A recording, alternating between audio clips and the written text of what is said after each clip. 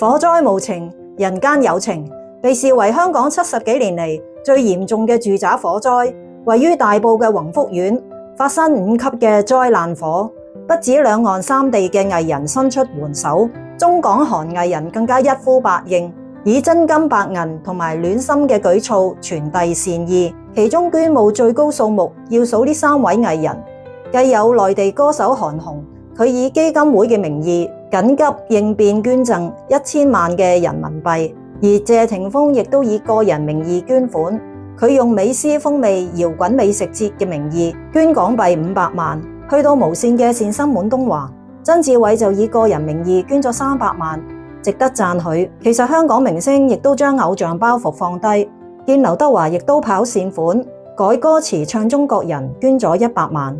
至於反差最大嘅，可以話係香港人氣男團 MIRROR。平時佢哋俾歌迷追住叫老公嘅姜濤同埋盧瀚霆 Anson Lo， 今次佢哋唔搞應援，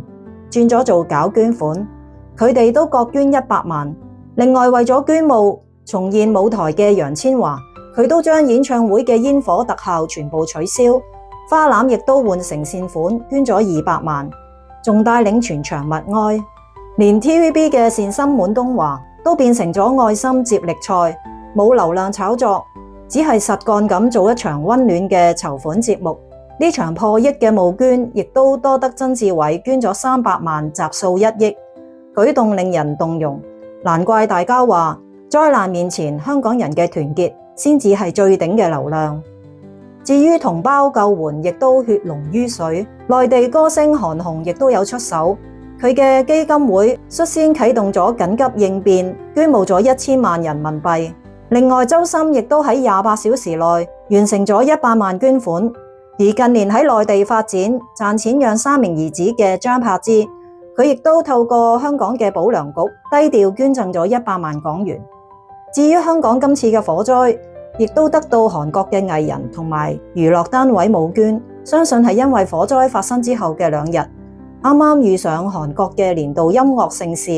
Mama Awards 喺香港舉行，極具分量嘅嘉賓周潤發喺第2日亦都有到場，帶領全場嘅觀眾向災民致哀，期間一度煙緊無法說話。唔少參與 Mama 嘅韓國藝人亦都感受到香港呢一場震撼嘅災難，所以佢哋亦都對災民致哀嘅同時，更加身體力行捐錢幫助災民。韓國嘅 SM 娛樂及旗下組合捐出175萬港元。至於喺典禮上邊贏到年度藝人大獎嘅 G-Dragon 權志龍，佢亦都捐出100萬幫助災民。當然亦都有唔少嘅韓國藝人募捐，